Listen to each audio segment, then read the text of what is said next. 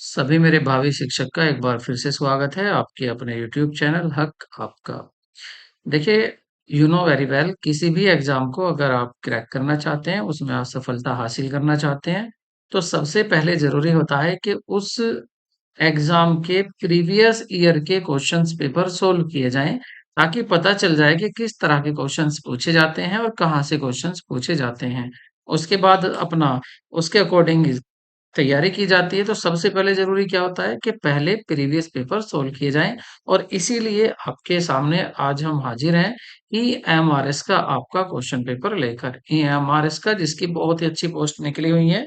तो इसको देखते हैं इसमें किस तरह से पेपर आया था, किस तरह के क्वेश्चन पूछे गए थे। ठीक है? तो थोड़ा-सा वैसे आपको पता होगा, फिर भी डिस्कस कर लेते हैं। देखिए, पहले से और अब में क्या फ़र्क हुआ है? काफ़ी चेंज हुआ है। बहुत बड़ा चेंज तो ये हुआ है कि अब प्री और मेंस आपके 2 एग्ज़ाम हो गए हैं। पार्ट देखिए, जैसे पार्ट पहले भी पार्ट जो दिए हुए थे, पहले भी पार्ट आपके 6 थे, इस बार भी पार्ट 6 ही होने वाले हैं। तो पार्ट 1 जो है, पार्ट 1 में आपके जनरल अवेयरनेस पूछी गई थी। जनरल अवेयरनेस के 10 क्वेश्चन्स पूछे गए थे पिछली बार। और आपका जो इसका पार्ट 2 था, वो थी आपकी रीजनिंग, वो थी आपकी रीजनिंग थी। और रीजनिंग में जो पूछे गए थे, तो रीजनिंग के जो क्वेश्चंस पूछे गए थे, वो 20 पूछे गए थे। और अब की बार यहाँ थोड़ा बदलाव कर दिया गया है, यहाँ पर अब की बार 15 क्वेश्चन पूछे जाएंगे। और अगर आईसीटी की बात करें, आईसीटी के भी जो पिछली बार पूछे गए थे वो 10 क्वेश्चन थे, इस बार 15 पूछे जाने हैं। और आपके आईसीटी के बाद आता है टीचिंग एप्टीट्यूड। उसके बाद आता है आपका टीचिंग एप्टीट्यूड। टीचिंग एप्टीट्यूड के पिछली बार 10 क्वेश्चन थे, बट इस बार बम्पर पूछे जा रहे हैं। पूरे 30 क्वेश्चंस पूछे जा रहे हैं। उसके बाद आपका डोमेन नॉलेज चेक की जाती थी, जिसमें आपका पहले कॉमर्स का भी पेपर था। अब की बार कॉमर्स का जो 70 मार्क्स का पेपर है, उसको हटा दिया गया है। अब की बार डोमेन में क्या पूछा जाएगा, यहाँ पर पेडागोजी होगी आपकी। पेडागोजी होगी, और पेडागोजी कितने मार्क्स की होने वाली है, आपके पूरी 20 मार्क्स की पेडागोजी होने वाली है। और आपकी जो nap, new education policy, national education policy, आपकी जो नैप है, नैप से भी कितने क्वेश्चन पूछे जाने हैं, नेट से भी 10 क्वेश्चन इस बार पूछे जाने हैं। तो इस तरह से आपका कुल मिलाकर 30, 60, 90 या 100 मार्क्स का ये क्वेश्चन पेपर होगा इस बार। और इसमें साथ में आपको जो साथ ही साथ इस बार क्या होगा कि आपसे प्लस, जैसे पहले था कि जो लैंग्वेज थी, पहले पहले लैंग्वेज कौन सी थी, इंग्लिश, और जैसे हिंदी आपकी लैंग्वेज। तो इंग्लिश हिंदी के टोटल 20 क्वेश्चन पूछे जाने हैं। और इन 20 में दोनों में ही 40% मार्क्स लाना जरूरी है। मतलब अगर बात करें यहाँ 10 का, तो 10 का भी 40% लाना है हिंदी का, और इंग्लिश का भी 10 मार्क्स का 40% लाना है। ठीक है? तो ये अलग अलग क्वालिफाई होना जरूरी है। अगर आप अलग अलग क्वालिफाई हो जाते हैं, इंग्लिश में भी 40% मार्क्स लाते हैं 10 में से, और हिंदी में भी 10 में से 40% मार्क्स लाते हैं, तो आपका ये वाला पोर्शन चेक किया जाएगा 100 मार्क्स का। अदरवाइज 1 से लेकर, ये जो आपका 1 से लेकर 5 तक के ये पार्ट हैं, ये पार्ट भी चेक नहीं किए जाएंगे। इसलिए जरूरी क्या हो जाता है कि पहले आप हिंदी को क्वालिफाई करें, इंग्लिश को क्वालिफाई करें। और क्वालिफाई के लिए आपको मार्क्स चाहिए, हिंदी में भी 4 मार्क्स आपके होने चाहिए, और इंग्लिश में भी आपके 4 मार्क्स होने चाहिए। यदि आप दोनों में अलग-अलग 4 मार्क्स लाते हैं, दोनों क्वालिफाई कर लेते हैं हिंदी इंग्लिश, तब आपका ये वाला पोर्शन चेक किया जाएगा। दूसरा बड़ा बदलाव क्या है कि ये है आपका प्री। ये क्या है आपका प्री।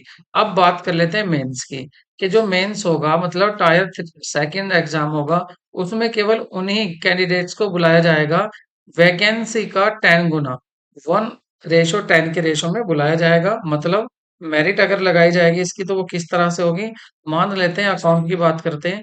अकाउंट में वैकेंसी जैसे मान लेते हैं ओबीसी के लिए 32 है, या टोटल वैकेंसी की बात करें जैसे 120 है, तो यहाँ पर 120 वैकेंसी है, तो इसका मतलब टायर सेकंड के लिए आपको इसका 10 गुना, मतलब 1200 कैंडिडेट को क्वालिफाइड किया जाएगा। 1200 कैंडिडेट ऐसे होंगे जो कहाँ पर पहुंचेंगे, जो आपके टायर सेकंड में पहुंचेंगे। ठीक है? तो ये जो टायर फर्स्ट है, इसके लिए आपको 2.5 घंटा मिलेगा, और टायर सेकंड के लिए आपको पूरे 3 घंटे मिलेंगे। अब इस 3 घंटे में कैसे क्वेश्चंस पूछे जाएंगे, तो यहाँ पर जो 3 घंटे में क्वेश्चन पूछे जाएंगे वो 40 तो होंगे आपके ऑब्जेक्टिव, 40 मार्क्स के, और आपके 15 क्वेश्चन होंगे डेस्क्रिप्टिव, मतलब 4 मार्क्स का एक, तो 60 मार्क्स के ये हो जाएंगे। टोटल मिलाकर 100 मार्क्स का आपका प्रायर सेकंड पेपर होने वाला है। तो ये तो हुआ पैटर्न, ये क्या हुआ, पैटर्न हुआ। अब देख लेते हैं कि क्वेश्चन किस तरह के पूछे जाते हैं। तो देखिए सबसे पहले हम देखते हैं, सबसे पहले देखते हैं कि जनरल अवेयरनेस जिसके आपके 10 क्वेश्चंस पूछे जाते हैं, ये कैसे क्वेश्चंस पूछे जाएंगे, इनको आप देख लीजिए। लेकिन शुरू करने से पहले क्लास को, आई रिक्वेस्ट यू, यदि आप फर्स्ट टाइम चैनल पर आए हैं तो चैनल को सब्सक्राइब प्लीज जरूर करें। तो देखते हैं किस तरह से हमारा पेपर सॉल्व होता है। तो फर्स्ट क्वेश्चन है आपका, जोहन गुटनबर्ग ने सर्वप्रथम ज्ञात प्रिंटिंग प्रेस जर्मनी में बनाया। उसके द्वारा उस प्रेस से प्रकाशित पहली पुस्तक कौन सी थी? देखिए कितना मतलब डीपली पूछा गया है, यहाँ भी ये नहीं पूछा कि जो आपका गुटनबर्ग था उसने मतलब प्रिंटिंग प्रेस सबसे पहले किसने बनाई, गुटनबर्ग ने, ये नहीं, ये नहीं पूछा कहाँ पर बनाई, ये कह दिया कि उन्होंने जो प्रकाशित करी थी पहली पुस्तक का नाम क्या था। तो यहाँ पर क्या पूछ लिया, पहले पूछ लिया उनकी पहली पुस्तक का नाम क्या था। तो जो उन्होंने पहली पुस्तक बनाई थी, अपनी प्रेस से जो पहली पुस्तक बनाई थी उस पुस्तक का नाम क्या था, उस पुस्तक का नाम था द बाइबल। तो पुस्तक का नाम क्या था, द बाइबल। ठीक है, आप इसको याद रखना, द बाइबल। नेक्स्ट देखते हैं, नेक्स्ट क्वेश्चन क्या है हमारा।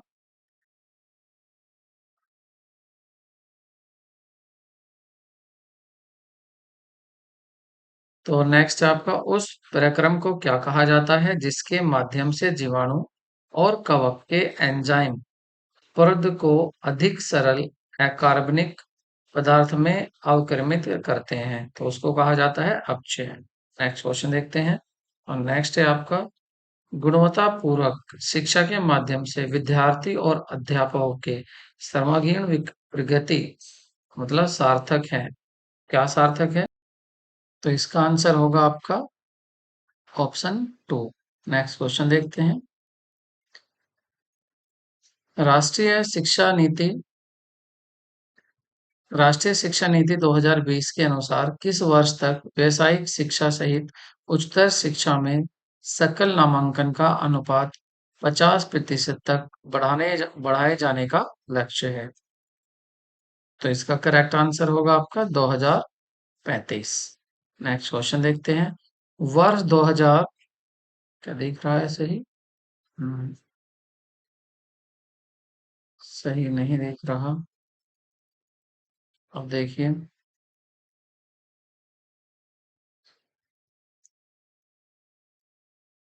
पिछला क्वेश्चन सही दिख गया था आपको, तो ये पिछला था। और यहाँ पर जो था, वर्ष 2023 में आयोजित वर्ष 2023 में आयोजित महिला वर्ग की T20 विश्व कप का विजेता टीम कौन सी थी? तो वो टीम थी आपकी ऑस्ट्रेलिया। देखिए यहाँ से आपको एक माइंड सेट हो जाता है आपका कि हाँ किस तरह के क्वेश्चंस पूछे जा रहे हैं। तो नेक्स्ट देख लेते हैं। मिल्पा, रोका, लदान निम्नलिखित में से किसके अलग अलग नाम हैं? तो ये सभी जो नाम हैं ये स्थानांतरित कृषि के, शिफ्टिंग कल्टीवेशन के नाम है। वर्ष 2022 का साहित्य अकादमिक भाषा सम्मान किन्हें दिया गया? तो ये दिया गया था उदयनाथ झा को। नेक्स्ट देखते हैं। भारत और संयुक्त राज्य अमेरिका दोनों में द्विसदनीय विधानमंडल है।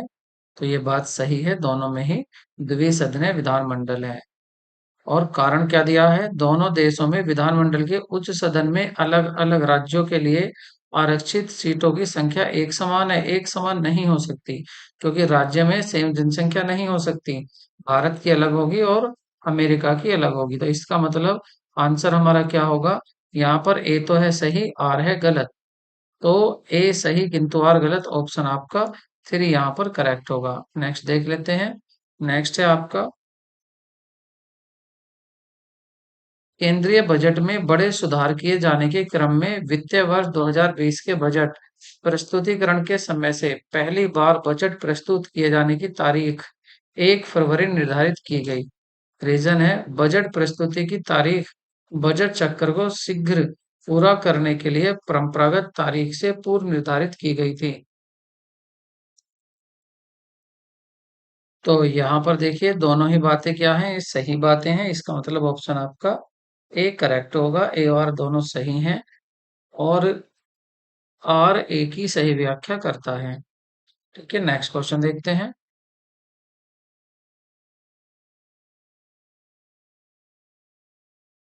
तो नेक्स्ट है आपका India state of the forest report के बारे में निम्नलिखित में से कौन सा कथन सही है। तो आपको बताना है इनमें से कौन सा कथन सही है। पहली state of the forest report 1947 में प्रकाशित हुई थी। ये बात गलत है। यह रिपोर्ट भारतीय वन सर्वेक्षण FSI द्वारा किए गए भारतीय वनों को द्विवार्षिक मूल्यांकन पर आधारित थी। बात सही है। IF ISFR के वर्ष 2021 की रिपोर्ट के आधार पर देश की कुल भौगोलिक क्षेत्र का 21.71% वनाच्छिद है। तो ये भी बात सही थी। आई एफ IFSFR 2021 के प्रतिवेदन में पिछले मूल्यांकन की तुलना में वनाच्छिद क्षेत्रों में ह्रास दर्शाया गया, तो ऐसा नहीं है। देखिए ऑप्शन आपके यहाँ पर आ, बी भी सही और सी भी सही है, इसलिए बी और सी ऑप्शन आपका दूसरा सही होगा। अब बात कर लेते हैं यहाँ रीजनिंग की। देखिए रीजनिंग किस तरह की रीजनिंग पूछी जाती है, ये आपके लिए बहुत महत्वपूर्ण होने वाली है। क्योंकि देखिए पहले की अगर बात करें, जो पिछला ये जो पेपर हम सोल्व कर रहे हैं, इसमें आपकी जो रीजनिंग आई थी, तो तब रीजनिंग आपकी आपकी तब थी 20 मार्क्स की और अब ये 15 मार्क्स की है। तो देखिए 3 कथन दिए गए हैं जिनके बाद को 2 निष्कर्ष हैं, फर्स्ट सेकंड, दोनों को सत्य मानते हुए निर्णय कीजिए कि दोनों निष्कर्ष में से कौन सा निश्चित रूप से सत्य है। तो आपको ये दिया हुआ है कि m q से बड़ा है, p m से बड़ा भी हो सकता है और बराबर भी, n m से छोटा भी हो सकता है और बराबर भी। तो अब आपको इसमें से सही निष्कर्ष बताना है और सही निष्कर्ष होगा आपका फर्स्ट। निष्कर्ष एक और दो दोनों सही हैं। देखिए सीटिंग अरेंजमेंट भी आपसे पूछा जाता है और सीटिंग अरेंजमेंट को आप अच्छे से जरूर कर लें। और सीटिंग अरेंजमेंट तो आपकी जो आने वाली नई भर्तियां हैं उनके लिए भी ये काम करेगा। तो 8 मित्र हैं, इनमें से 8 मित्र जो हैं ये मेज के चारों ओर इस प्रकार बैठे हैं कि सभी का मुंह मेज के केंद्र की ओर है। एल भुजा के बीच बैठा है और पी एम के बाईं ओर स्थान पर बैठा है। क्यू के एकदम बाईं ओर भुजा के बैठा हुआ है और पी एल के साथ नहीं बैठा है। एम जे के एकदम दाईं ओर बैठा है। एम और एस के बीच 2 मित्र बैठे हैं। आर जे के बाईं ओर दोनों दूसरे स्थान पर बैठा है। एस एल के एकदम बाईं ओर बैठा है। के एल के बाईं ओर तीसरे स्थान पर है। तो आपको ये बताना है कि बताइए के दाईं ओर चौथे स्थान पर कौन है। तो इसके चौथे स्थान पर आर होगा। नेक्स्ट देखते हैं। अच्छी खासी रीजनिंग पूछी जाती है और ये एक आप इसको आसानी से कर भी सकते हैं।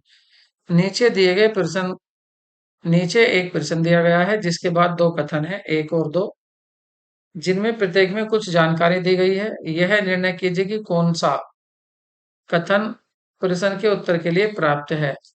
कुशल का मीनाक्षी से क्या संबंध है, ये प्रश्न है। और कथन देखिए, कुशल मीनाक्षी के जेठ देवर का एकमात्र पुत्र है।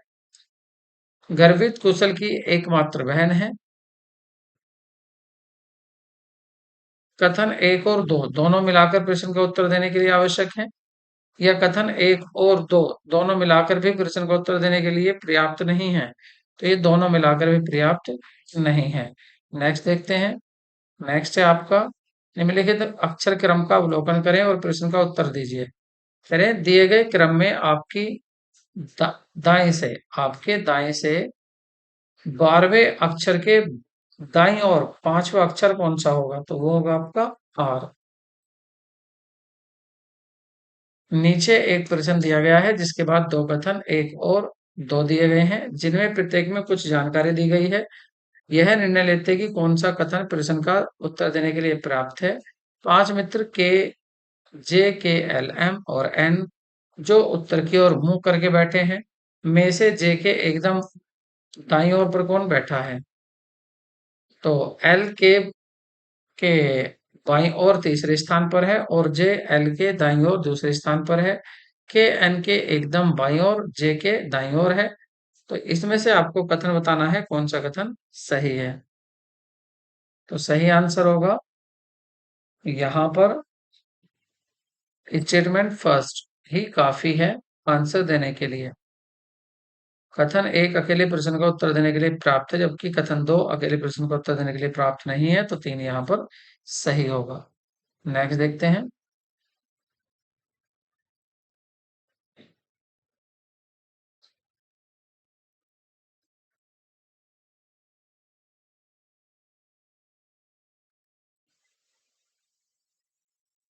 एम प्लस क्यू का अर्थ होता है एम क्यू की पत्नी है। एम माइनस क्यू का अर्थ है एम क्यू का पिता है। एम इंटू क्यू का अर्थ है एम क्यू की पुत्री है। एम डिवाइड क्यू का अर्थ है एम क्यू का पुत्र है। यदि A divide B into into J plus U minus D है तो बी का डी से क्या संबंध है? सही आंसर होगा आपका बहन। नेक्स्ट देखते हैं। नीचे दिए गए कथन और उनके अभिकलन के तर्क आर के रूप में दर्शाया गया है। विचार कीजिए। कह रहे विश्व में झूठी खबर फैलाना एक गंभीर समस्या बन गई है। इंटरनेट सभी झूठी खबरों का स्रोत है। नीचे दी गए की सहायता से बताइए। तो आपको बताना है। देखिए यहाँ पर ए और आर दोनों सही हैं और आर ए की सही व्याख्या नहीं करता है। तो व्याख्या सही नहीं करता, बाकी दोनों सही हैं। तो यहाँ पर देखिए कथन कहा गया है सभी गुलाबी रंग लाल रंग है। सभी गुलाबी लाल रंग है। कुछ लाल रंग नीले हैं। कोई भी नीला बुरा नहीं है। अब निष्कर्ष दिया हुआ है क्या सही हो सकता है? तो सही होगा आपका फोर्थ। केवल निष्कर्ष सेकंड और थर्ड सही है। नेक्स्ट देखते हैं।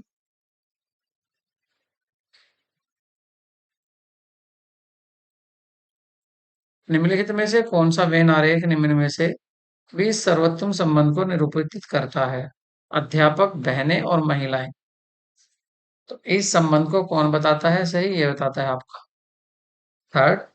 ठीक है, अध्यापक में बहनें और महिलाएं दोनों हो सकती हैं।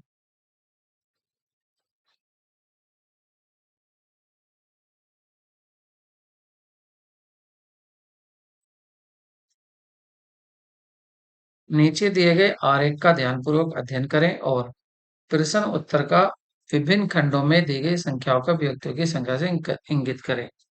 35 वर्ष से कम ऐसे कितने व्यक्ति हैं जो वेतन भोगी तो हैं किंतु विवाहित नहीं हैं? तो आंसर होगा आपका फोर। नेक्स्ट है एक कथन दिया गया है इसमें आपको निष्कर्ष देखना है। कह रहे हैं सी बराबर होगा अगर आर बड़ा है डी से और डी छोटा या बराबर है ए के और ये बड़े हैं के और के बड़ा है पी से।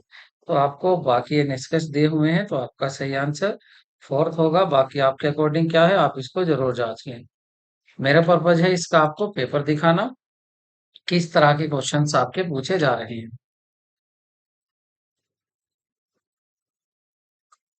तो यहाँ पर 6 सदस्य बैठे हुए हैं।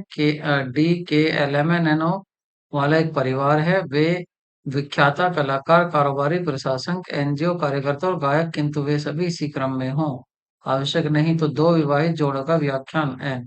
तो इसका सही आंसर होगा आपका थ्री। नेक्स्ट देखते हैं।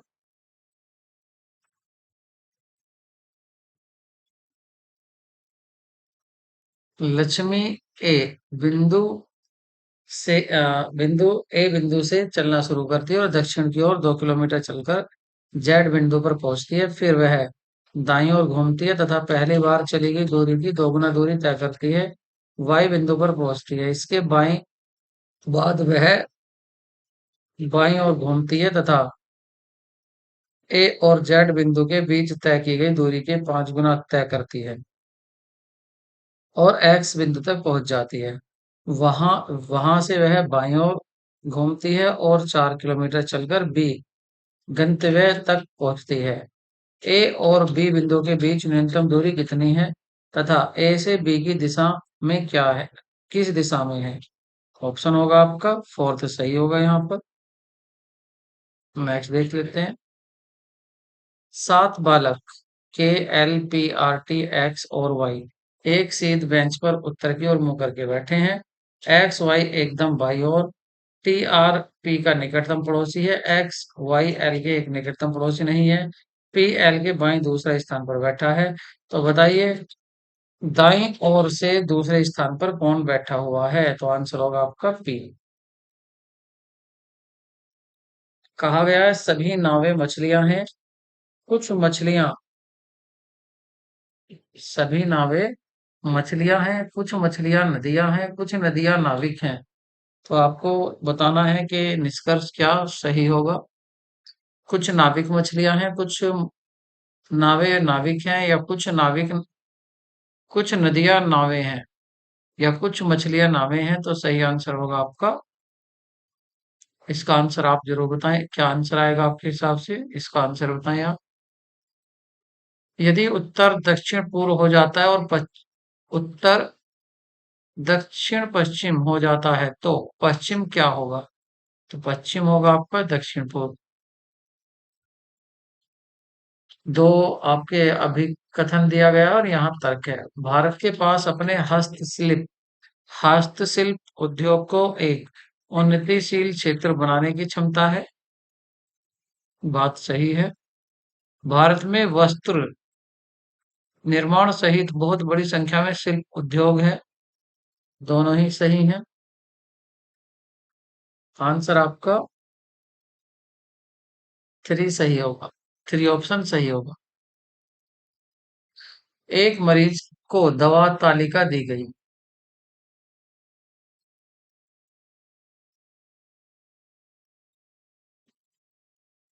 एक मरीज को दवा तालिका दी गई, इसमें 8 दवाएं कैप्सूल STUVWXYZ और हैं जो निम्नलिखित शर्तों के आधार पर प्रतिदिन लिए जाने हैं।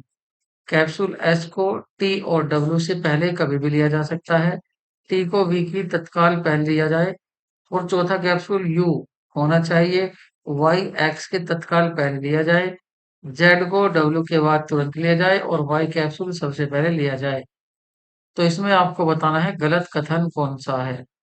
तो इसमें आप गलत कथन जरूर बताएं और कमेंट में भी आंसर दें।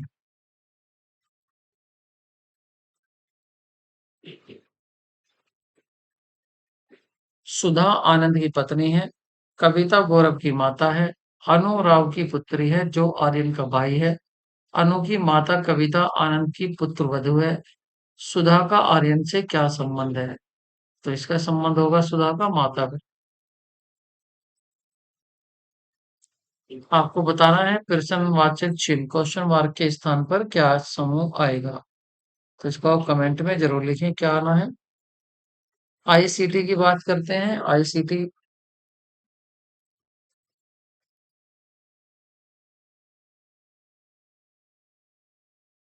आईसीटी में कौन से क्वेश्चन पूछे गए थे? मैकफी प्लस किसका एक उदाहरण है? ओपन सोर्स सॉफ्टवेयर का, प्रोग्रामिंग लैंग्वेज का, एंटीवायरस का, या एप्लीकेशन? तो ये होता है आपका एंटीवायरस का एक उदाहरण है। नेक्स्ट है आपका बेनिफिट्स ऑफ रिन्यूएबल एनर्जी विषय पर एक एनिमेटेड मल्टीमीडिया प्रोजेक्टेशन डिजाइन करने के लिए आप निम्न में से कौन से सॉफ्टवेयर को प्राथमिकता देंगे? तो ये होगा माइक्रोसॉफ्ट पावर पॉइंट। ऑप्शन आपका दो सही होगा। नेक्स्ट देखते हैं। माइक्रोसॉफ्ट के स्वामित्व वाले क्लाउड स्टोरेज सर्विस निम्नलिखित में से कौन सी है?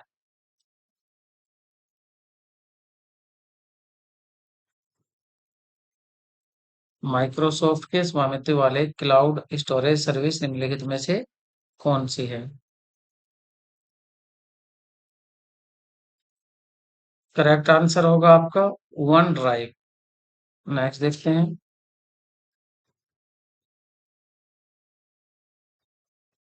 अधिकांश एमएस विंडोज एप्लीकेशन में कुछ सेलेक्टेड टेक्स्ट को कॉपी करने के लिए निम्नलिखित विकल्प में से सर्वाधिक लोकप्रिय शॉर्टकट की का संयोजन है। Control P, control X, control C. तो कंट्रोल सी कॉपी के लिए यूज किया जाता है।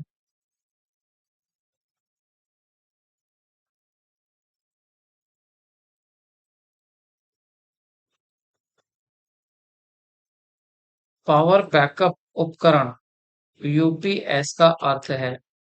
तो इसका अर्थ क्या होता है? तो इसका अर्थ होता है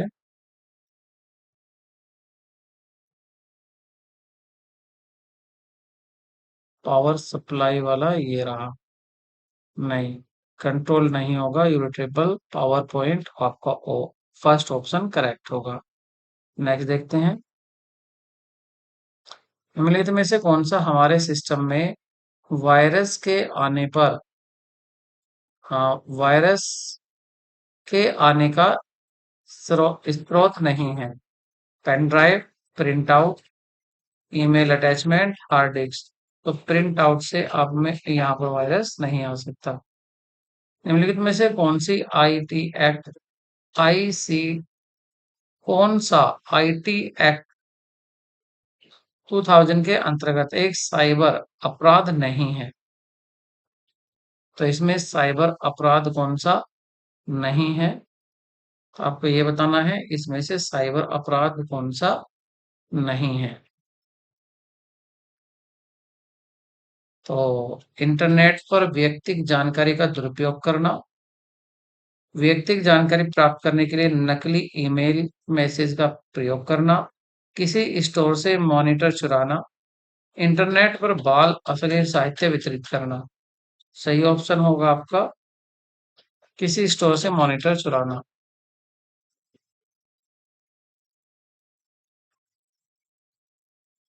निम्नलिखित उपकरण का कौन सा समूह केवल इनपुट डिवाइस है? तो इनपुट डिवाइस होगा आपका जॉयस्टिक, माइक्रोफोन और स्कैनर। इनपुट आउटपुट से तो क्वेश्चन जरूर ही पूछा जाता है। जब हम ब्लूटूथ के माध्यम से कुछ फोटो भेजने के लिए दो स्मार्टफोन को आपस में कनेक्ट करते हैं तो किस प्रकार का नेटवर्क बनता है? तो ये बनता है आपका PAN।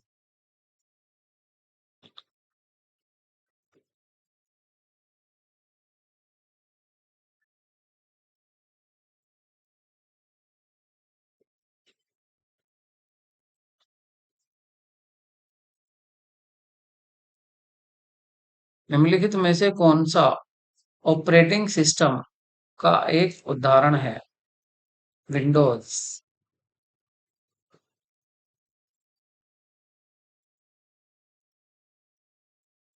मुख्यतः प्रभावी शिक्षण किसका प्रकार यह है? अब शिक्षण अभिवृत्ति देखते हैं, टीचिंग एप्टीट्यूड। तो यह होता है शिक्षक की शिक्षण के प्रति सकारात्मक अभिवृत्ति का। निम्नलिखित में से कौन सा अधिगम के आकलन का उदाहरण नहीं है? छात्रवृत्ति बात तो ये नहीं है आपका संचय अभिलेख। नेक्स्ट देखते हैं। निम्नलिखित में 43 यदि विद्यार्थी अपनी पढ़ाई में रुचि नहीं ले रहे हैं तो शिक्षक को उनकी पढ़ाई में रुचि न लेने के कारणों का पता लगाकर सुधारात्मक कार्रवाई करनी चाहिए। ये करेक्ट ऑप्शन होगा। नेक्स्ट 44 है। निम्नलिखित में से एक इकाई परीक्षण से संबंधित नहीं है। इकाई परीक्षण से संबंधित नहीं है। शिक्षण द्वारा पूर्णतः नियंत्रित, उपचारात्मक, कार्य हेतु प्रयोग, मानकीकृत संप्राप्ति परीक्षण, दक्षताओं की सीमित संख्या तक परिशोधन। सही आंसर होगा आपका standardise achievement test, option 3। Next देखते हैं।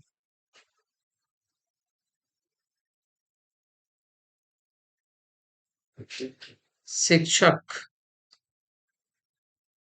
शिक्षक केंद्रित उपागम की निम्नलिखित में से कौन सी विशेषता नहीं है? तो इसका करेक्ट पहला ही होगा। चर्चा पहला ही ऑप्शन करेक्ट होगा। चर्चा और वाद विवाद का पर्याप्त अवसर होता है।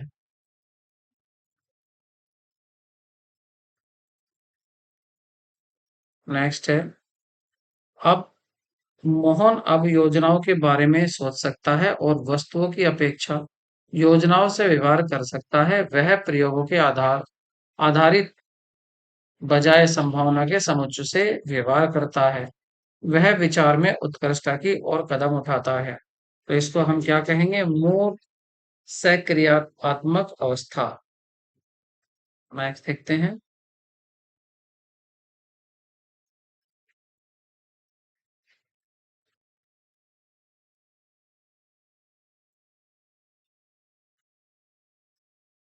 अधिगम प्रक्रिया में सूचना और संप्रेषण प्रौद्योगिकी के समन्वय के ऐश्वर्य प्रतिमान के अवयव हैं।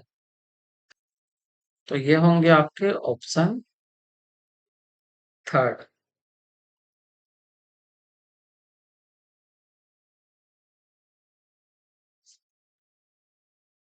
किशोरों में कौन सी विशेषताएं नहीं पाई जाती है?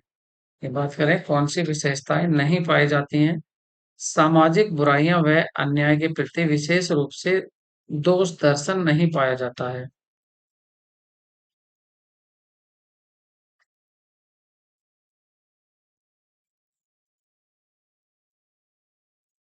विद्यार्थियों द्वारा ज्ञान की संरचना कराने में शिक्षक की कौन सी भूमिका नहीं होनी चाहिए? वास्तविक विषयों को समस्याओं के समाधान हेतु वास्तविक परिणामों पर केंद्रित, या इसका सेकंड आपका सही होगा। स्व विश्लेषण व स्व आंकलन को हस्तोत्साहित करना, ये नहीं होना चाहिए।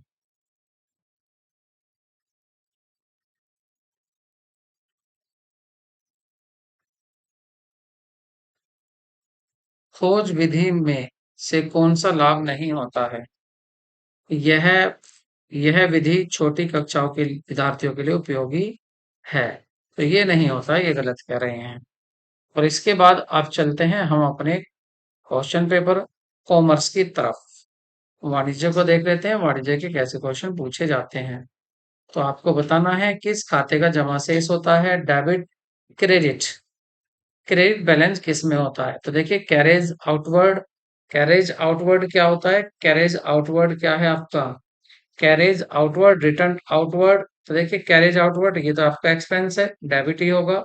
रिटर्न आउटवर्ड की बात करें तो रिटर्न आउटवर्ड आपका क्या होता है? जो आपने परचेज किया था आप उसको वापस कर रहे हैं, तो ये क्रेडिट होता है हमेशा। रिटर्न वर्ड डेबिट होता है। और कैरेज ये भी एक्सपेंस है, ये भी डेबिट होता है। तो ऑप्शन आपका दूसरा सही होगा। नेक्स्ट देखते हैं। आप बिजनेस ट्रांजैक्शन अफेक्ट, तो कम से कम एटलीस्ट टू अकाउंट को, कम से कम दो अकाउंट्स को एक बिजनेस ट्रांजैक्शन अफेक्ट करता है।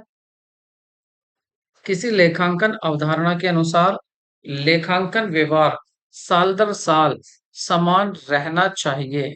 तो देखिए ये कौन सा कहता है? ये कहता है आपका कंसिस्टेंसी, कि जो मेथड आपने यूज किया है वो हमेशा होना चाहिए। अच्छा पहले देख लेते हैं अपना इंग्लिश और हिंदी को देख लेते हैं, जो कि सभी के लिए कॉमन है। फिर वापस से अपना कॉमर्स को हम सॉल्व करेंगे। तो पहले देख लेते हैं हिंदी इंग्लिश, जो कि सभी के लिए कॉमन है। कॉमन पेपर की पहले बात कर लेते हैं। उस कॉमन पेपर के बाद उसके बाद हम देखेंगे अपना वाणिज्य, कॉमर्स हम तब देखेंगे। तो उसमें जितने भी हमारे यहाँ पर कैंडिडेट देखने वाले हैं उनका फिर कॉमर्स वाले के लिए कोई काम नहीं होगा। वो अपना केवल जनरल पेपर ही देखेंगे। तो पहले देख लेते हैं अपना जनरल पेपर। तो ये था आपका जनरल पेपर। ये जनरल पेपर किसका है आपका? ये है आपका इंग्लिश का है, जिसमें आपके 40% मार्क्स लाने जरूरी हैं 10 में से। तो यहाँ कह रहा है फर्स्ट दिया हुआ है, fill in the blanks in the following sentence with the help of the given option. The train was about to leave the station when, train station को छोड़ने ही वाली थी जब वी वी हैड रिच्ड। तो क्या हो जाएगा यहाँ? We had reached. ये आपका करेक्ट हो जाएगा, वी हैज रिच्ड। क्योंकि ये पास्ट में बना हुआ है। नेक्स्ट देखते हैं। और नेक्स्ट है यहाँ पर आपका choose the option following sentence has been change into passive voice. कह रहे हैं his attitude vexes me sometimes. तो आई शुरू में ही आ जाएगा। तो ये हो जाएगा आपका I am vexed by his attitude sometimes. तो ऑप्शन आपका फोर्थ सही हो जाएगा। नेक्स्ट देखते हैं। Nitin as well as his friend Ramesh is. क्योंकि एज वेल एज से दो जो नाउन जुड़ते हैं दोनों क्या होते हैं, सिंगुलर होते हैं। Today the need of common man just bread and butter. तो यहाँ ब्रेड एंड बटर का जो सेंस है वो एक के ही रूप में निकल रहा है। थ्री आपका ऑप्शन करेक्ट हो जाएगा। Mrs Kawal is principal of the school. तो यहाँ पर किसी भी आर्टिकल की जरूरत नहीं है। नेक्स्ट देखते हैं इंग्लिश का ही। Choose the option choose the option which is the following word phrase have been rearranged the following correct. तो इनको अगर हम सही रीअरेंज करते हैं तो सबसे पहले ये आएगा having elected. Having elect him.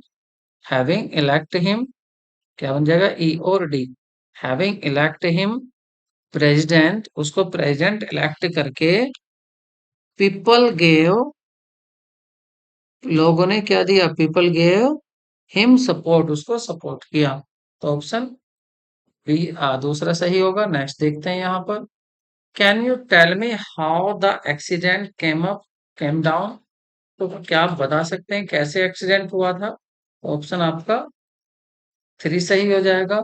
Witness will be, witness will be vote what I have said.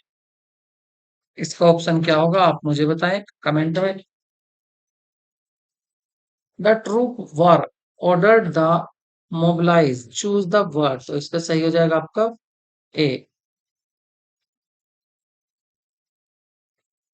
Sorry, इसका करेक्ट आंसर ए नहीं, इसका करेक्ट आंसर होगा आपका फोर, डी होगा। ठीक है। और यहाँ पर अगर बात करें 170 का, ठीक है 170 का बात करें तो इसका आंसर होगा, तो इसका सही आंसर होगा कम अबाउट। ठीक है 137 की बात करें तो इसका आंसर हो जाएगा कम अबाउट। ठीक है। अब बढ़ते हैं आगे। और आगे है आपका 140। ठीक है 140 देखते हैं क्या आंसर होगा। He delivered the speech with great applause. Which of the following word can correctly replace the underlined word above sentence? तो आपको बताना है कौन सा होगा इसमें। तो सही होगा इसका फोर्थ, कॉन्फिडेंट। नेक्स्ट देख लेते हैं। अब है हमारी हिंदी। ठीक है। अब हिंदी को देख लेते हैं।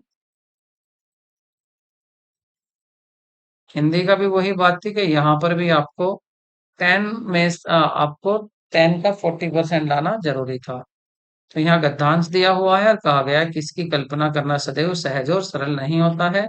ऑप्शन आपका फोर्थ होगा। जिस पर करुणा की जा सकती हो वह करुणा पाकर क्या हो जाता है, वह कृतज्ञ हो जाता है। करुणा करने वाले पर करुणा कौन नहीं करता है। तो जिस पर करुणा की जाती है वह नहीं करता है।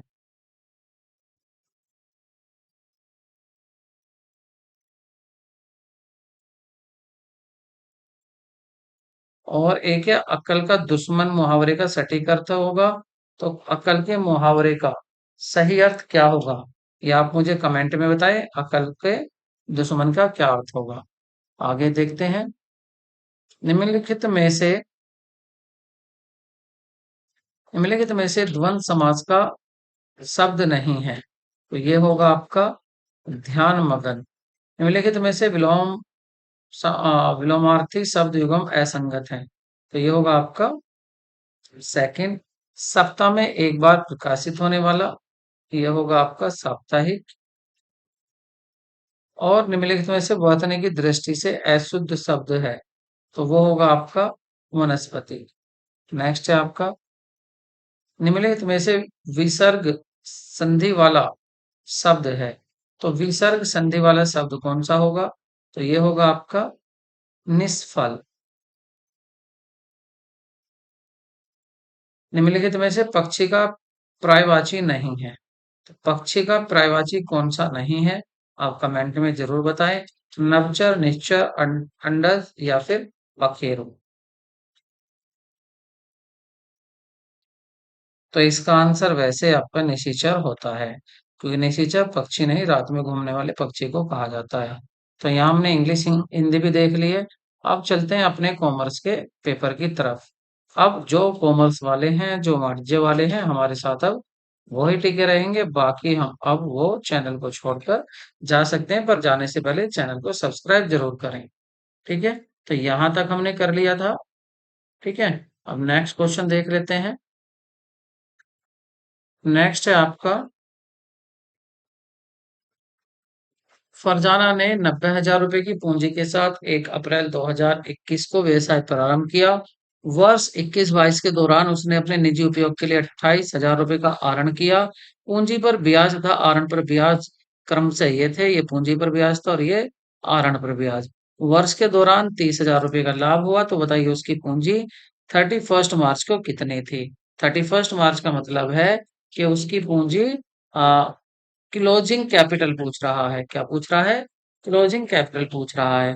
तो देखिए, उसने सबसे पहले फरजाना के साथ 1 अप्रैल को 90,000 की पूंजी थी। उसने निजी उपयोग के लिए 28,000 निकाल ली, तो उसके पास 52,000 बचे। फिर उसने 4,000 रुपए, 4,000 रुपए का क्या हुआ उसको? 4,000 रुपए का उसको इंटरेस्ट मिल गया। और फिर 56,000 हो गए, और 56,000 में से 30,000 रुपए का उसको लाभ मिल गया, तो 86,000 हो गए। तो ऑप्शन आपका ए सही होगा। तो नेक्स्ट क्वेश्चन देखते हैं। जिस सिद्धांत के, जो प्रिंसिपल है हमारा, the provision for doubtful debts, किस प्रिंसिपल के आधार पर बनाया जाता है? तो ये कंजर्वेटिज्म, रूढ़िवादिता के आधार पर बनाया जाता है। अंशों को, नेक्स्ट क्वेश्चन है, अंशों के हरण के समय अंश पूंजी खाते का नामांकित किया जाता है। तो जब आप फॉर फीचर करते हो, तो उस टाइम पर डेबिटेड किसके करते हैं हम? तो डेबिट हम शेयर कैपिटल को करते हैं। तो जो कोल्ड अप वैल्यू है, कोल्ड अप अंशों की याचित मूल्य से करते हैं, जितना भी पैसा मांग लिया गया है, चाहे मिला हो या ना मिला हो।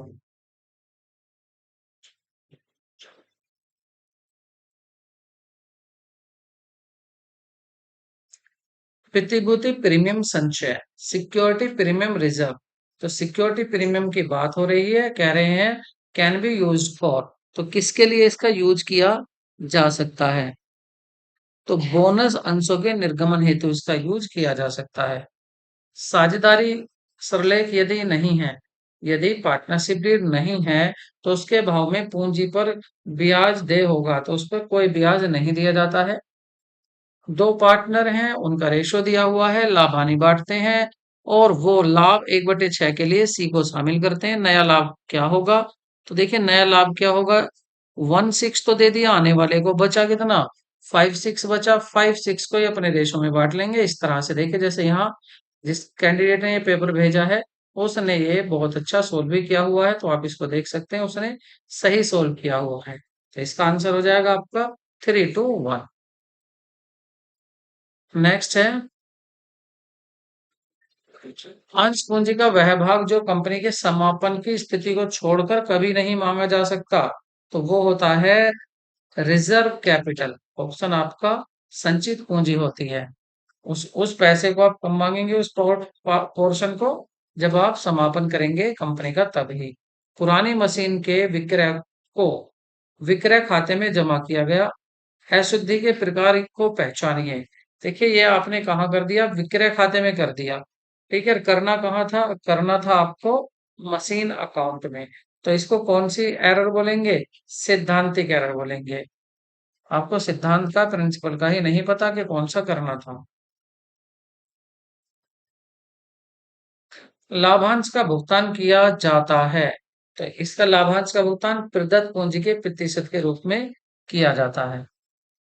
कंपनी अधिनियम, कंपनी अधिनियम 2013 के अनुसार साझेदारी फर्म में साझेदारों की अधिकतम संख्या कितनी होती है? तो अधिकतम संख्या 50 होती है, मिनिमम 2 होती है।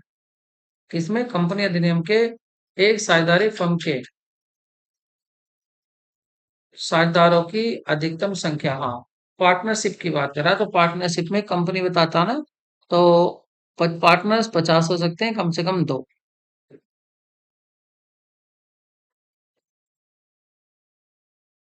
मुद्रास्फीति के स्थिति में कौन सी अंतिम रहतियों का अधिकतम मूल्यांकन दर्शाती है?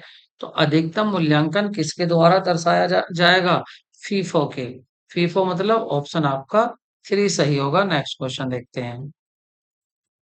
डूबत के रूप में अपलिखित ऋण यदि बाद में प्राप्त हो जाता है, जिसको आपने बैड डेब्ट मान लिया था, यदि वह दोबारा प्राप्त हो जाता है, तो आप उसको कहाँ पर क्या करोगे?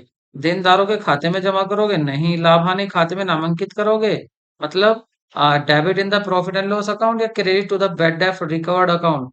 तो आप इसको क्रेडिट कर देते हैं, क्रेडिट टू बैड डेब्ट रिकवर्ड अकाउंट। ठीक है, कैश अकाउंट डेबिट टू क्या कर देते हैं? बैड डेब्ट रिकवर्ड अकाउंट क्रेडिट में। नेक्स्ट है, अवकाश ग्रहण करने वाला साझेदार को ख्याति के समायोजन हेतु देय राशि को शेष साझेदारों के पूंजी खाते को क्या किया जाता है? उनके गेनिंग रेशो में, जैसा हो जिसको लाभ होगा उनके गेनिंग रेशो में डेबिट किया जाएगा। जो साझेदार हैं जाने वाले को वो पैसा देंगे। कहते हैं किस खाते का शेष होता है? Which of the following account will have a credit balance? तो क्रेडिट बैलेंस किसका होगा? देखिए, जो एसेट है उसका तो डेबिट होगा। और पहले क्या है? प्राप्य, ये तो एसेट है। आदित्य आदत किराया, आउटस्टैंडिंग रेंट, ये आपकी क्या है? लाइबिलिटी। और लाइबिलिटी का क्या होता है? लाइबिलिटी जो होती है उसका शेष क्रेडिट होता है। तो ऑप्शन क्या सही हो जाएगा आपका? बी ऑप्शन सही होगा। नेक्स्ट क्वेश्चन देखते हैं।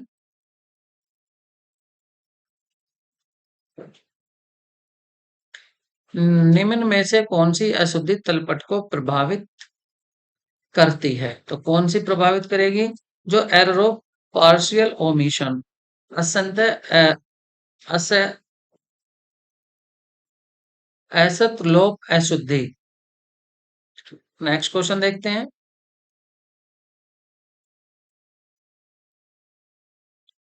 अंशतः, अंशतः लोप अशुद्धि, अंशतः। बेचे गए माल की लागत 1,61,400 है। प्रारंभिक रहतिया दिया हुआ है, अंतिम रहतिया दिया हुआ है। पूछ रहे हैं क्रय क्या होगा? तो क्या फॉर्मूला लगाएंगे आप? Cost of good sold is equal to क्या होता है? Opening stock plus purchase minus closing stock. तो ये आ जाएगा आपका 1,61,800।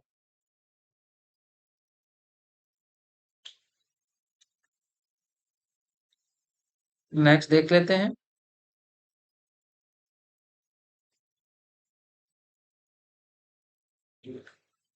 एकल स्वामी द्वारा लगाई गई अतिरिक्त पूंजी एक उदाहरण है। तो किसका एक उदाहरण है? संपत्ति में वृद्धि तथा देयता में वृद्धि का।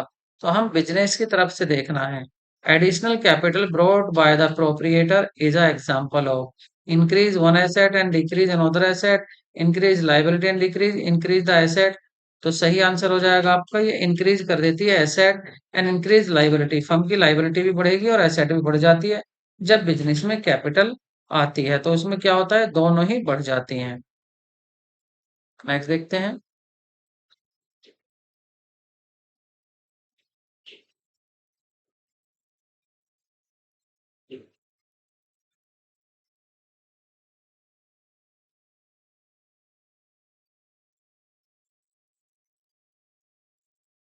क्वेश्चन थोड़ा बड़ा है, तो इसको पढ़ लेते हैं धीरे धीरे। 31 मार्च 2021 को टूर्नामेंट निधि दिया हुआ था। ठीक है, ये दिया हुआ है आपको, टूर्नामेंट फंड है। फंड अकाउंटिंग से दिया गया है, ये नॉट फॉर प्रॉफिट ऑर्गेनाइजेशन का क्वेश्चन है। और कह रहे हैं कि यहाँ पर डोनेट रिजर्व, जो डोनेशन रिसीव्ड हुई है टूर्नामेंट के लिए, वो 48,000 है। ठीक है, और उसके बाद दोनों को ऐड कर देंगे। एक्सपेंडिचर जो हुआ है वो हुआ है 54,400, ये लेस कर देंगे। और interest received on the tournament fund, ये 19,000, ये भी ऐड कर देंगे।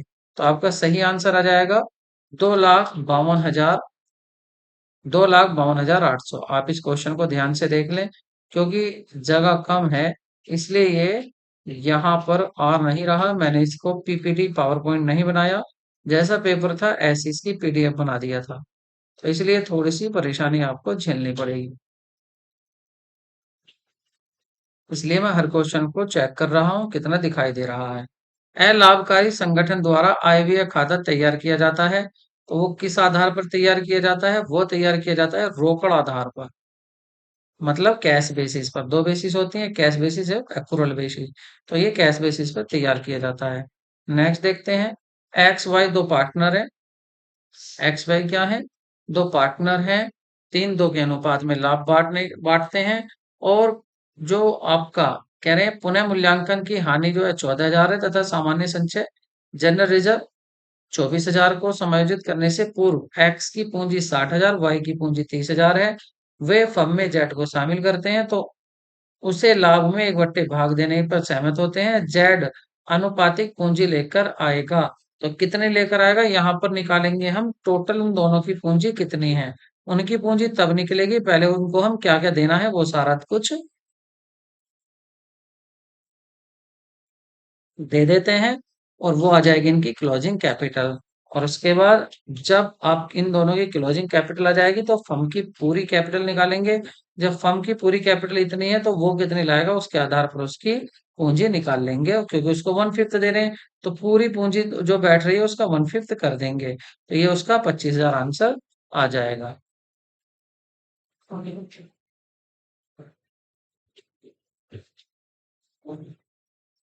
राजू, जगवीर तथा देवेंद्र तीन पार्टनर्स हैं, प्रॉफिट एंड लॉस बांटते हैं।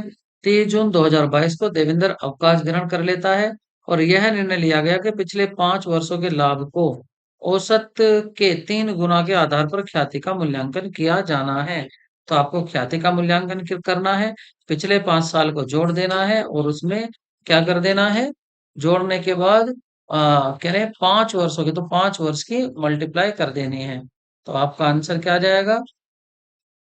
देवेंद्र के हिस्से की राशि निकालनी है। फिर देवेंद्र का हिस्सा कितना है? देवेंद्र का हिस्सा है 4, 7, 5, 12 और 16। 4, 16। तो 4, 16 करोगे तो उसका आ जाएगा 41,400। ठीक है। नेक्स्ट देखते हैं।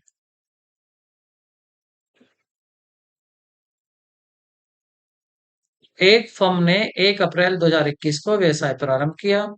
वर्ष 21-22 हेतु फर्म का निम्नलिखित लेखांकन सूचना प्रदान की गई है। ये क्रय है, ये भाड़ा है, ये अंतिम रहते है, विक्रय है। तो पूछ रहे हैं सकल लाभ बताइए। तो सकल लाभ कैसे निकालते हैं हम? तो सकल लाभ निकालेंगे, एक तरफ विक्रय है, विक्रय में से क्रय, भाड़ा, अंतिम रहतिया, इनको क्या कर देंगे? हाँ, अंतिम रहतिया और सेल्स, ये तो एक साइड आ जाते हैं। किसमें किसमें आते हैं? एक साइड ट्रेडिंग अकाउंट की क्रेडिट साइड में। तो इन दोनों का टोटल कर लेंगे, और इन दोनों के टोटल को, ये खर्चा हो गया, इनको माइनस कर देंगे। ठीक है, तो आंसर आ जाएगा आपका कितना? 72,000 आपका करेक्ट आंसर आ जाएगा। ठीक है। सिंपल 11th क्लास में ये आपने क्वेश्चन किए होंगे। तारा मोटर्स लिमिटेड ने उषा एंड कंपनी से 4 लाख रुपए की मशीन खरीदी। प्रतिफल मतलब भुगतान के रूप में 100 रुपए के प्रत्येक 8% ऋण पत्र 20% बट्टे पर जारी किए। मतलब 80 रुपए का एक दिया, और कितना रुपए के खरीदे थे उससे? 4 लाख के। 4 लाख के खरीदे थे। तो इसको 80 से आप डिवाइड कर दें, पता चल जाएगा कि जमा किया जाएगा, कितना रुपया जमा किया जाएगा आप उसको देख लें। ठीक है, आंसर आपका 4 करेक्ट आ जाएगा। 15 जून को शेखर ने 15 जून को शेखर ने विजय पर 40,000 रुपए का एक बिल 3 महीने का लिखा। बिल को 200 रुपए प्रभार पर बैंक से बुना लिया।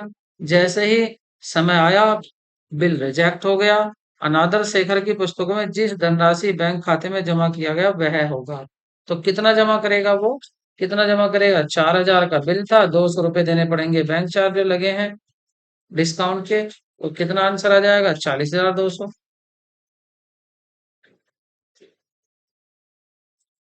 एबीसी तीन पार्टनर है, 3:1 में प्रॉफिट बांटते हैं। लाभ हानि बांटने वाले साझेदार हैं। बी अवकाश कर लेता है, रिटायर हो जाता है, तथा अपने हिस्से की ख्याति के रूप में ए से 40,000 और सी से 24,000 प्राप्त करता है। ए और सी के बीच नया लाभ विभाजन अनुपात क्या होगा? तो ये 4 होगा। आप क्या करेंगे? पहले जो ये इनसे कैपिटल ले रहा है, इनमें रेशो निकालेंगे, और इन रेशो के आधार पर आप इसका सैक्रिफाई रेशो निकाल लेंगे। ये 12th क्लास का पूछा हुआ सीबीएसई का पूछा हुआ क्वेश्चन है। हरित अंशों के पुनः निर्गमन पर भट्टे की राशि किससे अधिक नहीं होनी चाहिए? जब आप छीने हुए शेयर को, फॉरफिटेड शेयर को दोबारा से पुनः निर्गमन कर रहे हो, रीइश्यू कर रहे हो, तो वो कितनी राशि होनी चाहिए? तो जितनी राशि उनसे प्राप्त हुई थी उससे ज्यादा नहीं होनी चाहिए। अगर एक शेयर पर आपको 20 रुपए मिल गए थे तो आप ज्यादा से ज्यादा 20 रुपए की ही छूट दे सकते हैं पुनः निर्गमन पर। इससे ज्यादा की छूट नहीं दे सकते। ठीक है। नेक्स्ट है, एक साझेदारी फर्म के जो बैलेंस शीट है, तुलन पत्र है, उसमें 50,000 के लेनदार हैं, 10,000 के लेनदार हैं, 10,000 के लेनदार 8,000 रुपए की एक अनभिज्ञ संपत्ति को पूर्ण निपटान के रूप में लेने पर सहमत हो गए। शेष 5% कम राशि स्वीकार करके सहमत हो गए। फर्म के समापन पर लेनदारों का भुगतान पर क्लिक कीजिए। देखिए, जब हम उसकी एंट्री नहीं बनाते हैं, जब हमारा कोई लाइबिलिटी किसी एसेट को ले लेती है तो उसकी एंट्री नहीं बनाते हैं, तो आंसर आपका 38,000 होगा।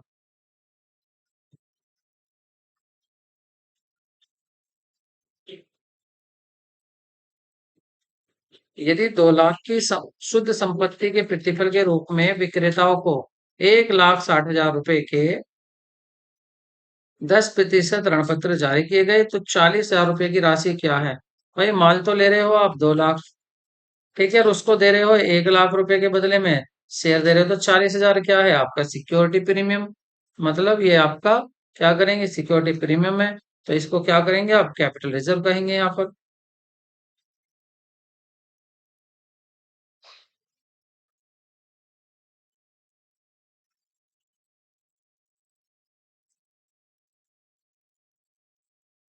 नेक्स्ट देखते हैं।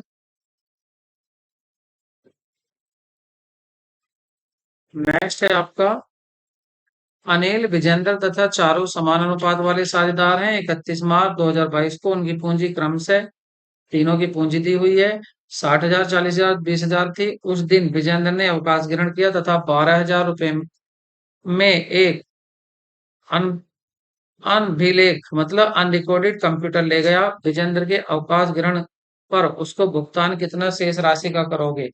तो शेष राशि का उसका भुगतान कर दीजिए। कंप्यूटर में भी तो उसका हिस्सा था, तो उसमें से ये मत करना कि उसके हिस्से में से आप 40,000 ही कम कर दो। नहीं, कंप्यूटर में उसका भी तो हिस्सा है, उसका हिस्सा हटाकर तब। ठीक है। आंसर क्या आएगा मुझे आप बताना।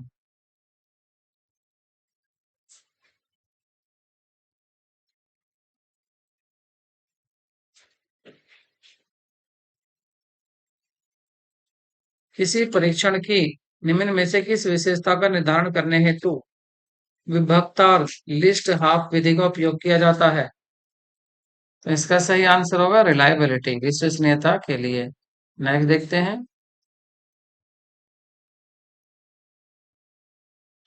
राष्ट्रीय शिक्षा नीति राष्ट्रीय शिक्षा नीति 1986 में परिकल्पित ऑपरेशन ब्लैक बोर्ड निम्नलिखित में से क्या इसमें समाविष्ट था?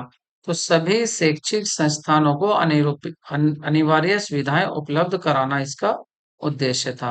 राष्ट्रीय शिक्षा नीति 2020 के अनुसार देश भर में अनुसंधान में नव प्रवर्तन को बढ़ाने हेतु किस अभिकरण की स्थापना की जानी थी? तो अब ये थी राष्ट्रीय अनुसंधान फाउंडेशन की। राष्ट्रीय शिक्षा नीति राष्ट्रीय राष्ट्रीय शिक्षा नीति 2020 की अनुशंसा के अनुसार सकल घरेलू उत्पाद का कितने प्रतिशत देश की शिक्षा क्षेत्र में निवेश करना था? तो वो 6%। एकलव्य मॉडल स्कूल विद्यालय ईएमआरएस है। तो ये क्या है? कि ये केवल अनुसूचित जनजाति तथा अन्य पिछड़ा वर्गों के लिए विद्यार्थियों के हेतु होता है।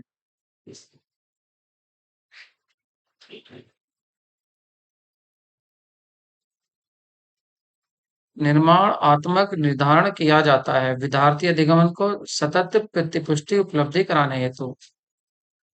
और साथ में आपका इसमें तीनों ही सही होंगे।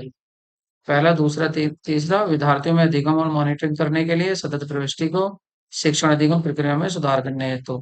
ठीक है, बस यहाँ पर गलत जो है वो फोर्थ है। फोर्थ ही गलत है, बाकी ये सभी सही है ऑप्शन। नेक्स्ट है, किसी अध्याय क्षेत्र में विद्यार्थियों के सामर्थ्य तथा कमजोरी को पहचानने हेतु निम्न में कौन सा परीक्षण करना जरूरी है? तो ये होता है आपका निदानिक। नेक्स्ट है, राष्ट्रीय शिक्षा नीति 2020 का लक्ष्य कि वह 2035 तक उच्चतर शिक्षा के सकल नामांकन में प्रतिशत वृद्धि की जाए। कितनी? 50%। देखिए, ये क्वेश्चन अभी शुरू में ही पूछा था कि बताइए कब तक प्राप्त करना है, लक्ष्य कब तक का रखा गया? 2035 का। तो देखिए, एक ही क्वेश्चन खुद ही आंसर आ गया दोनों क्वेश्चन का, आपस में एक जगह से दूसरे का आंसर आ रहा है। राष्ट्रीय शिक्षा नीति 2020 ने विद्यार्थियों द्वारा विभिन्न उच्चतर शिक्षण संस्थानों से अर्जित अकादमिक क्रेडिटों के डिजिटल संकलन हेतु निम्न में से किस डिजिटल संकलन संग्रह की अनुशंसा की? तो इसका सही आंसर होगा academic bank of credit. Next question है, राष्ट्रीय शिक्षा नीति 2020 में कितने स्तंभ स्तंभ पर आधारित है? तो इसका आंसर होगा आपका 5। ठीक है, ये आधारित आपका 5 करेक्ट आंसर होगा। मतलब access, security, quality, affordability and accountability, इन पांचों पर ये आधारित है।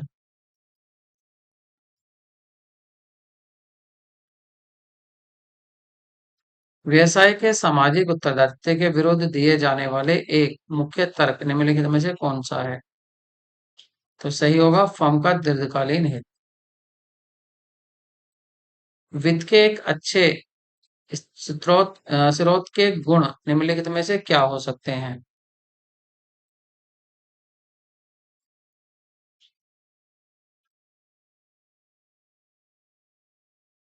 तो इसका सही आंसर होगा, आप इसको देखते चलें, सही आंसर होगा आपका संचित आयोजनाएं। इनमें में से बीमे का सिद्धांत कौन सा नहीं है?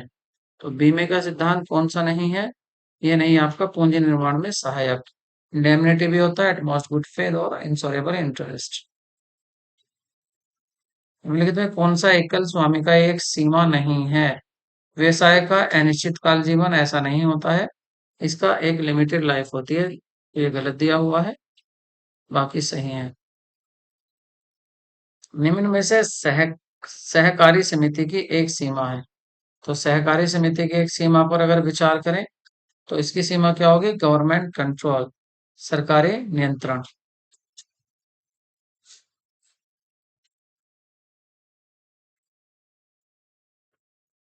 निम्न में से बीमे का कौन सा कार्य नहीं है? तो बीमे का कौन सा कार्य नहीं है? वित्त उपलब्ध कराना। निम्नलिखित में से व्यवसाय की विशेषता कौन सी नहीं है? तो व्यवसाय व्यवसाय की कौन सी नहीं है? सर्टेनिटी, प्रत्यय की निश्चितता। ऐसा नहीं होता है कि यहाँ पर सर्टेन रिटर्न नहीं है, ऐसा नहीं है कि पक्का आपको पैसा मिलेगा ही, डूब भी सकता है जो आप पैसा लगा रहे हो। साझेदारी समझौता, देखिए जो पार्टनरशिप एग्रीमेंट है, ये कह रहे एग्रीमेंट ऑफ पार्टनरशिप, तो ये लिखित भी हो सकता है, मौखिक भी हो सकता है। मौखिक और लिखित भी हो सकता है, लेकिन पार्टनरशिप जो डीड होती है, पार्टनरशिप डीड जो होती है वो हमेशा लिखित ही होती है। तो यहाँ पर साझेदारी समझौता कह रहे हैं, तो समझौता तो लिखित भी हो सकता है, लेकिन इसका आंसर फोर्थ माना गया था। तो ये तो पार्टनरशिप डीड हुआ फिर। पार्टनरशिप डीड जो होती है वो लिखित ही होती है, ओरल नहीं होती। एक कंपनी में कंपनी सचिव की नियुक्ति कौन करता है? तो ये संचालक मंडल करते हैं।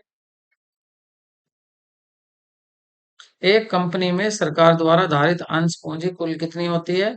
51% होगी। 50 से ज्यादा तभी वो सरकारी कंपनी कहलाएगी। नियंत्रण विस्तार से क्या अभिप्राय है? प्रत्येक कर्मचारी के अधिकार स्पष्ट परिभाषित हो जाते हैं।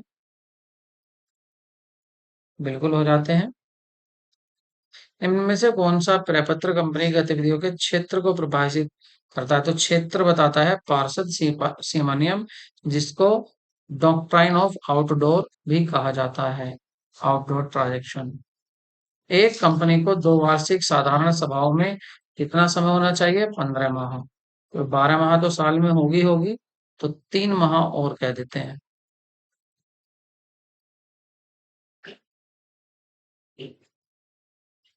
अभिप्रेरणा का आवश्यकताओं की क्रम सिद्धांत प्रतिपादित मार्शल ने किया था। सार्वजनिक कंपनी में न्यूनतम सदस्य 7 होते हैं, अधिकतम कोई सीमा नहीं, इनफाइनाइट है। अंगूरी लता ये अनौपचारिक संप्रेषण होता है, आपका संप्रेषण होता है, इनफॉर्मल कम्युनिकेशन होता है अंगूरी अंगूरी लता। निम्नलिखित में से कौन सा अध्ययन वैज्ञानिक प्रबंध के अंतर्गत किए गए प्रकार का नहीं है? तो रिसर्च स्टडी उसमें नहीं होता है, समय अध्ययन, विधि अध्ययन, गति अध्ययन, ये सभी टेलर के वैज्ञानिक प्रबंध में होते हैं, यही नहीं होता है। एशिया का सबसे पहला स्टॉक एक्सचेंज कौन सा था? वो मुंबई में था, मुंबई में है। किसी वित्तीय वर्ष के दौरान एक सार्वजनिक कंपनी के द्वारा संचालन मंडल की न्यूनतम कितनी सभाएं होनी चाहिए? तो कम से कम 2 सभाएं होनी चाहिए। एक सार्वजनिक कंपनी के संचालकों को चुना जाता है अंशधारियों के द्वारा। अंतर्राष्ट्रीय मुद्रा कोष, इंटरनेशनल मॉनेटरी फंड ने वाशिंगटन में प्रचलन प्रारंभ किया था। तो कब से प्रारंभ किया था? तो ये था 1 मार्च 1947। आरटीजीएस के माध्यम से भेजी जा सकने वाली न्यूनतम धनराशि कितनी होती है? 2 लाख रुपए होती है। विश्व बैंक ने अपना प्रचलन प्रारंभ किया था। विश्व बैंक ने, तो इसने किया था जून 46 में। ऑप्शन आपका फोर्थ सही होगा। सार्वजनिक क्षेत्र के उपक्रम की स्थापना का प्राचीनतम स्वरूप निम्न में से कौन सा है? तो यह है विभाग, यह है डिपार्टमेंटल अंडरटेकिंग, जैसे रेलवे। व्यवसायिक वित्त, व्यवसायिक वित्त का कौन सा स्रोत कर में राहत प्रदान करता है? वो ऋण पत्र है, जिसमें आपको टैक्स में रियायत मिल जाएगी, क्योंकि आप पहले इंटरेस्ट देंगे तो उसमें आपकी इनकम कम हो जाती है। 10% की दर दीर्घकालीन ऋण लिया गया कर की दर 30% है। Long term loan is borrowed at the rate 10% and tax rate is 30%। The cost of debt after tax, तो आफ्टर टैक्स आप इसको बनाएंगे तो ये आपकी 7% आएगी। इसका करेक्ट आपका क्या हो सकता है, इसको आप जरूर बताएं। मेरे हिसाब से ये है 7%। दीर्घकालीन निवेश निर्णय को इस नाम से भी जाना जाता है, तो इसको जाना जाता है लॉन्ग टर्म इन्वेस्टमेंट डिसीजन। तो इसको किसके नाम से भी जाना जाता है? इसको पूंजी बस्टन के नाम से भी, कैपिटल बस्टिंग के नाम से भी जाना जाता है। विकेंद्रीयकरण अधीनस्थों का महत्व बढ़ाता है, अधिकारियों का महत्व है, अधीनस्थों का महत्व है। विकेंद्रीय में किसका महत्व बढ़ता है? तो अधीनस्थों का महत्व बढ़ जाता है।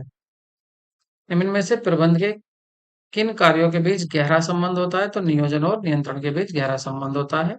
क्रियात्मक फोरमेनशिप विकसित की गई थी, तो ये टेलर के द्वारा की गई थी। एक कॉमर्शियल पेपर जो होता है, जिसकी अधिकतम अवधि जो होती है वो आपकी 12 माह होती है। भारत में पहला म्यूचुअल फंड योजना कब प्रारंभ की गई थी? तो इसमें आपका फर्स्ट ऑप्शन सही होगा। निम्न में से किस युगम का मिलान सही सही है?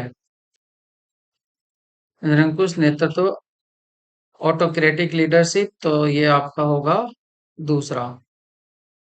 ठीक है, नेक्स्ट देखते हैं। पद प्रतिष्ठा संप्रेषण की बाधाओं में किस प्रकार के अंतर्गत आता है? तो ये आता है आपका पद सेमेंटिक बैरियर होता है, या आपका साइकोलॉजिकल बैरियर होता है, फिजिक या आपका पर्सनल बैरियर होता है, या ऑर्गेनाइजेशनल बैरियर होता है। तो ये होता है ऑर्गेनाइजेशनल बैरियर, संगठन आत्मक बाधा होती है।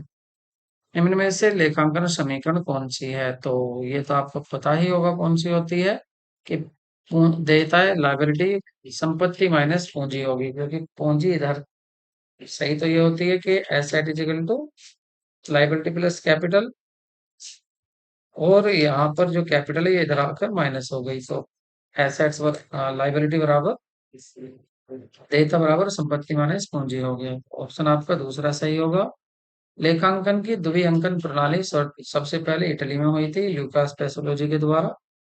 किस प्रकार की साझेदारी का पंजीकरण आवश्यक होता है? तो ये जो सीमित दायित्व वाली साझेदारी होती है, इसका आवश्यक हो जाता है। सामान्य साझेदारी में जरूरत नहीं होती, ऐच्छिक में जरूरत नहीं होती है, सीमित दायित्व में नहीं होती, क्योंकि असीमित दायित्व तो सामान्य साझेदारी में होता ही है, लेकिन सीमित दायित्व वाली साझेदारी में इसके रजिस्ट्रेशन की जरूरत हो जाती है। तो यहाँ पर हमने देखा अपना पूरा पेपर। आप मुझे जरूर बताएं आपको भी ये क्लास कैसी लगी और ये आपके लिए कितनी हेल्पफुल है। देखिए, इससे आप आइडिया लगा सकते हैं किस तरह के क्वेश्चंस पूछे जाएंगे और उसके बाद आप अपनी तैयारी को स्टार्ट कर सकते हैं। चैनल को सब्सक्राइब करें, यदि फर्स्ट टाइम चैनल पर आए हैं, सब्सक्राइब प्लीज जरूर करें और अपने दोस्तों को भी शेयर करें। मिलते हैं हमारी नई जो सीरीज चल रही है उसके अपने टॉपिक के साथ। ठीक है, मुलाकात होगी कल शाम को। Take care, bye bye.